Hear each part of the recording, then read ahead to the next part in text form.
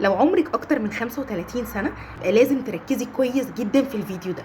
هرمون ال DHT او الداي هيدرو تستوستيرون واحد من هرمونات الذكورة، لكنه برضو موجود عند السيدات بنسبة معينة. الهرمون ده بيكون نتيجة ان في انزيم اسمه الالفا ريدكتيز بيبتدي يحول هرمون التستوستيرون لداي هيدرو تستوستيرون.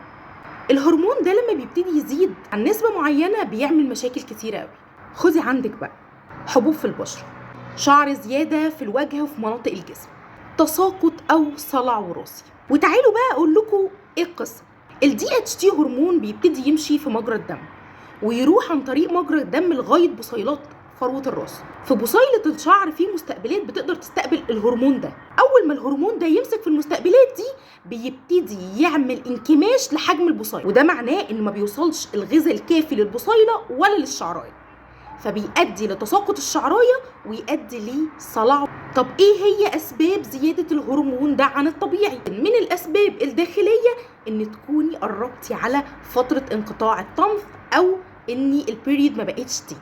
عشان كده احنا في الفتره دي محتاجين على قد ما نقدر نزود في الهرمونات الانثويه ونقلل في الهرمونات الذكوريه.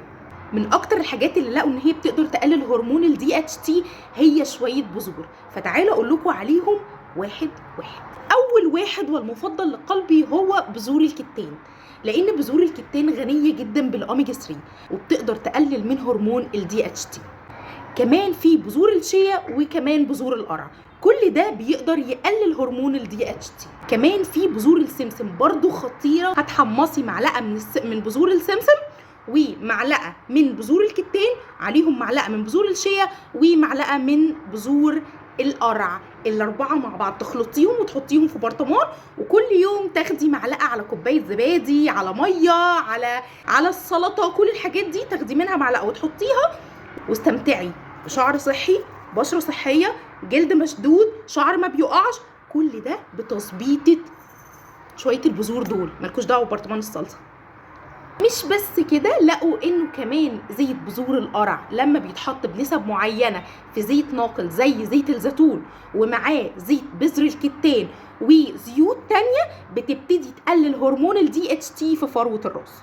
وده يا ست الكل اللي بتقدمهولك زيوت بتاعه ريتاليا، عشان احنا حاطين فيها ميكس كده زيوت معينه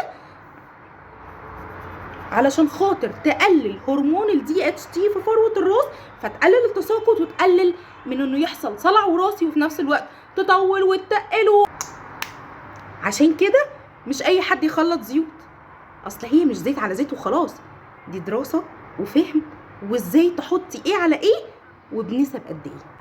زيوت ريتاليا الصغيرة دي اللي في ناس كتير بتقولي حجمها صغير كبريها لنا شوية، دي فيها الشفا، خالية تماما من اي زيت بارافين بيكبروا لكم بيه العبوات. دي زيوت بيور وبس.